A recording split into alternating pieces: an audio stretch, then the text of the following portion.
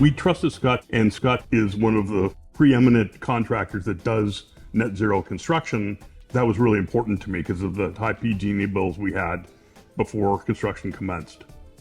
We do a lot of sustainability initiatives in my business life, and our house was so old in so many ways. The story of this particular house, I grew up in this house.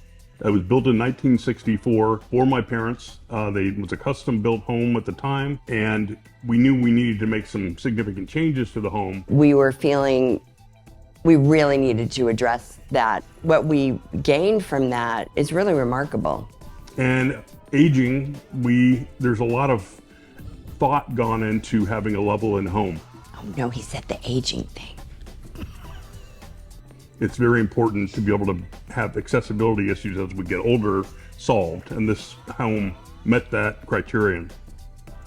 From my perspective, it was important to have a close relationship with the builder that was able to take the bones of the home and essentially recraft them in a sense where we became a net zero / very energy efficient home. A lot of general contractors, in my experience, don't deliver what they promise. And Scott is 100% efficient at delivering what he promised.